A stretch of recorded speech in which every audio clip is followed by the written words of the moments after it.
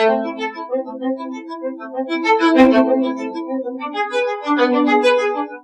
everyone, I'm Kyle, and this is FDA show, which is the show we have no idea is there gonna be a next one. So today we have Lukas here. So Lukas, do you wanna introduce yourself a little bit? Sure. So I'm Lukas. I live in London, but I'm Lithuanian. I've been living in London for around 10 years. And I'm 29 years of age, and I just came to Panglao and freediving academy in Panglao specifically to train my freediving skills. What's your level now? So I just recently passed my Wave 2 qualification with the nationals. Yeah. And I remember I'm practicing to go beyond 30 meters. Okay, so firstly you get here for freediving. Then what got you interested in freediving? So freediving specifically, I came across, I think, almost by accident. So just take things a bit back. I started scuba diving around 8 years ago. Yeah. I've been doing scuba pretty much every year. On every holiday I go, I try to dive at least once.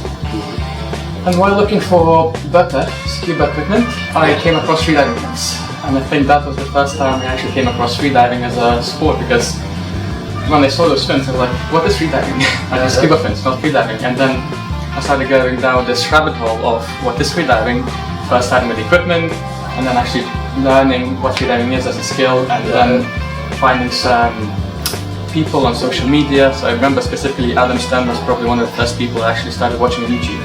Yeah, and just started. The Australian guy. Exactly, yeah. That's the one. I think he's the record holder now, or at least the national record.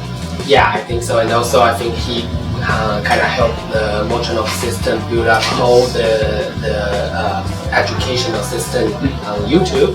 Yeah, his videos are quite good. So yeah, recommended. Quite good. But yeah, so I started watching his videos. Then I came across him doing equalization techniques, and that's when I came across something called Frenzel, at which point I realized how I equalize in scuba or even on the plane by doing Valsalva is not the best way to do it. There's a lot more advanced techniques like the Frenzel. So I learned about that on the YouTube videos as well. And that kind of kicked off the whole interest in freediving and what it is and why do we need to equalize differently and why do we need all these techniques. Yeah. So fast forward probably like around a year, I started doing some dry exercises. So I started doing some static breath hold tables just to kind of prepare myself. And this was back in 2019 because I wanted to be able to hold my breath a bit longer for the next holiday when I go snorkeling. Well, okay, so that's the whole thing was happened prior than you get here. Yes, correct. Then how did you decide to come over here to train, and also how do you know this place? So the reason I decided to take first of all a proper freediving course, because as I was snorkeling I was trying all these techniques like equalization and duck diving, and it wasn't quite working. So that's when I decided I actually need to do a proper course. And I'm lucky to have my girlfriend who's also Filipina. Yeah. So we were coming for a holiday for a month to visit her family to the Philippines last month in October. So then I knew I was going to the Philippines, and then all I needed to do is just find a place. What is the best place in the Philippines for freediving? Yeah. And after some research, Facebook groups, some more social media, I narrowed down Panglao as one of the best spots in the world actually to do practice freediving. Yeah, I would say Panglao is very good place for either training or have some fun dive. I'm pretty sure you like the airplane rack place that we've been together, right? The Serena rack is quite nice actually. Yeah. Recommended. It's just off the coast of South Palm Beach. But like let's say you did some dry training back to UK as well. What's the difference? I mean, like the ocean or like the freediving course from UK to here? Oh, it's massive difference. All I could do in the UK is just lie in bed and hold my breath. Yeah. That's all I'm training. You don't have ocean there? We have seas and ocean sort of there as well, but it's super cold. It's freezing. I don't know what the temperature is, but it's probably like 14-15 degrees. Don't take my word for it, but that's my guess. Which means you need a very thick wetsuit, and it's also quite far away since I live in London. So you'll be looking at multiple hours journey just to get to the sea. Like 2-3 hours? Exactly. And doing training, one, it's not a very conducive environment, I don't think. When you're cold all the time and it's not nice, and two, it's quite far away. So I would rather leave it for later and do it in a very nice, almost paradise-like place like Panglao. that's why I decided to be. Actually, that's a very good choice. I mean, I'm from Taiwan. I got ocean and very good environment in Taiwan as well. But the reason I come here was more like to meet a bunch of good freediver, and also, I mean, the environment here is more mature for either beginner freediver or someone who already are an advanced freediver. You can come here for either your training or preparing your competition. I think this is a very good place. It's amazing, and the caliber of people at the academy is unprecedented because we have some world champions in here. Yeah. We also have people training to be instructors like Kyle, and we have people like me. So it's great. You can ask people questions about problems you're having or how top athletes in the world train, and people are just more than willing to help. So it's great. Yeah. So you were here from pretty much 2 weeks ago to now, from wave 1 to now past wave 2. And do you have any like difficulty or something you feel frustrating from the very first day? Oh, yes. Boom, boom, boom, gotta get boom, boom, boom. So brings back the topic of equalization. So first day, I remember we spent majority of the time in the classroom with Mark, who explained the fundamentals of what freediving is, all the techniques, and then we went into the open water in the afternoon. And we did some pre-immersion, but we did it feet first. Yeah. And I think we did 5 or 10 meters the first day, which was okay because I could do my Valsalva equalization, which worked, and we were feet first. However, the next day, we did open water session when we need to go to do free immersion, but we need to go head first. Yeah. And trying to do that even to 3-5 meters I could not do because I could not equalize with Valsalva head down. Yeah, because you put yourself upside down, then your lung is got against the gravity. Yeah. And I can't push any air into my nasal cavity, so hence I couldn't equalize. And that started the journey for the next 2 or 3 days because I essentially had to skip open water sessions because Mark and another student went to open water, whereas I stayed in the academy and was just practicing equalization all the time. Yeah, I saw you lying down there on the yoga mat with Emily, just practice the frontal equalization as a dry training. Yeah, so that was my biggest obstacle. I stayed on dry land for 2 or 2.5 days, just trying the variety of different exercises to try and get the feeling from my soft palate. I think especially because that was the hardest part for me. Yeah. Or that prevented me to equalize.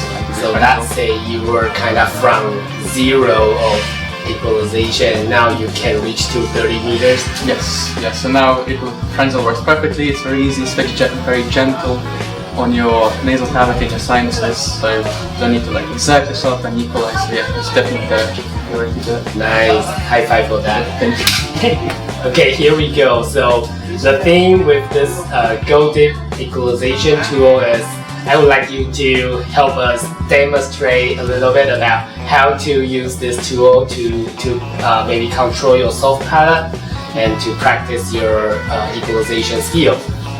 Let's try and do this. It's been a while. Alright, so we've got this EP tool. Yeah.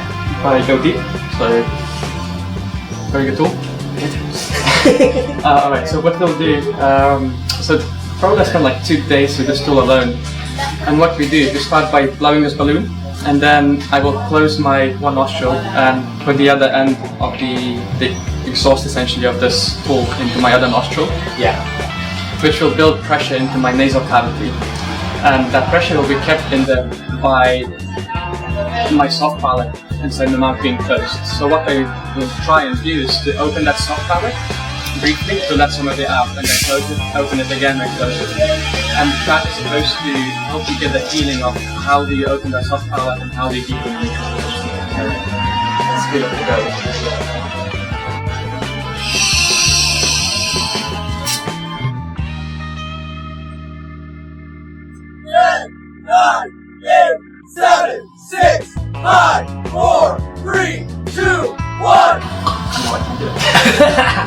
Okay, anyway, this is how you use the equalization tool so I can do that. For training, and also there's a lot of different ways to use that.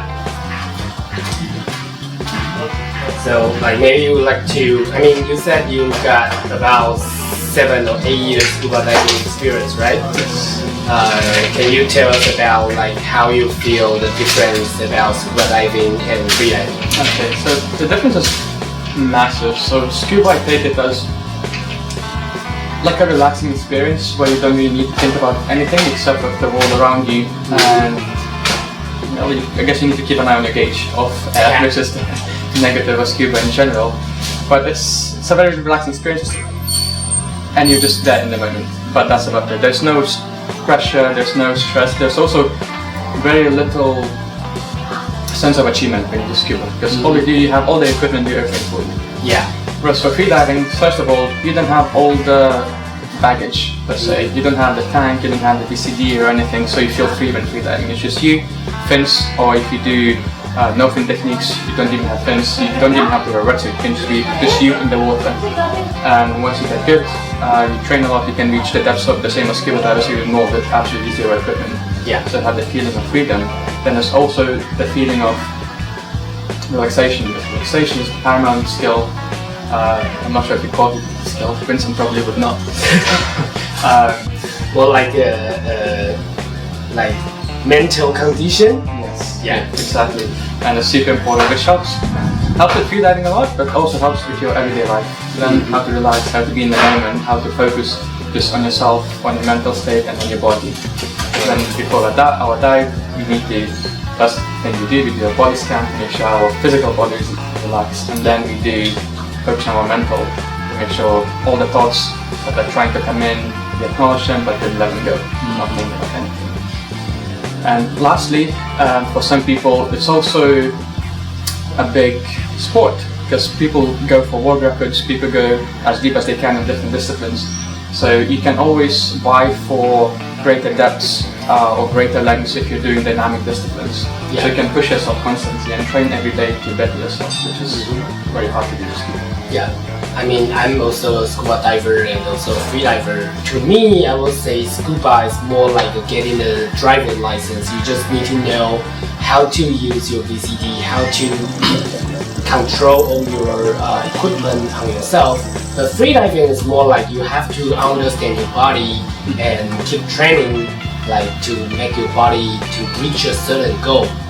Yeah. Exactly. Yeah, you understand your body so well. Like you understand how your diaphragm works, how to do amazing stretches for your lungs and your internal organs. We never do stretching in scuba diving. Yeah, exactly. Scuba diving does not matter at all. But like, do you have a preference? So if, for example, I want to observe if whether it's a shipwreck that's deeper down or you're observing some macro marine life that is at the seabed, that's when I would probably choose scuba. However, if I want to exercise, if I want to just be with myself alone with no equipment, and especially when training, if you go to a certain depth and then do what we call a hang, Yeah. that is one of the best feelings. Because you go to depth, you feel some pressure on your body, but once you relax, that is amazing, almost euphoric feeling. Yeah. That is so great, and you will not replicate that. I'm also a big fan of hanging down there. You know, I usually take like about 30 minutes, 30 seconds, 30 seconds or 1 minute underwater, about 10 meters depth, and take my pee. And then coming up. That's the most relaxing thing to do underwater. Pressure helps. Your instructor was Mark, right? How do you like Mark and also like the people you met in the academy? So starting with Mark, he's been an amazing instructor. I couldn't have imagined having anyone else better suited for the job in general and for my condition per se with visualization, because he helped so much. He was actually the one who taught me some of the exercises with the HP tool. Yeah. And he also identified that soft palate is most likely the cause of me not being able to equalize. Because before then it was just a guess game. Like I was trying to do different things, I just play around with equalizing, with strengthening my movement with the back of my tongue, things like that. So yeah, Mark was great. He went through the theory really thoroughly. So we learned the basics, and then in the water he was really patient with us, students, and even though I couldn't go at first, as I mentioned, he took the time, he let me practice my visualizations for 2 or 3 days, and then once I was fine with that, he went back in the water. Yeah. Okay, so you are here for 2 weeks. Do you have like, maybe you can share like a summary of of your thought about these 2 weeks? 2 weeks, they went really by really quickly. I reached my personal best times, or depths, rather, almost every session. Just great, because the improvement at the very early stage is just astronomical. You go from, for example, when I came here, I used to snorkel, so probably the deepest I had gone snorkeling was 1 meter. 15 meters actually. But yeah, I used to go like this, so it wasn't very good. And then I came to the academy once I learned my equalization. So first day I did 12 meters, then the second day I did 24, and then I think when I started finished weight 2, I did 30 on my last day of weight 2. So yeah, progression is super quick. Thanks for your sharing. And finally, anything you would like to say to your girlfriend? Start freediving! Start freediving! Start freediving! Start freediving! Okay, thank you, Lucas. Thank you, Kyle. It's been a pleasure. So, if you're also interested in freediving, welcome to join us in Freedive Academy in Panglao, the Philippines. Perfect. And this is your future instructor, so hopefully come to see us again for your wave 3. I will. And also your instructor course. Yeah, we'll see. Wave 3 definitely. Okay, see ya! Bye-bye.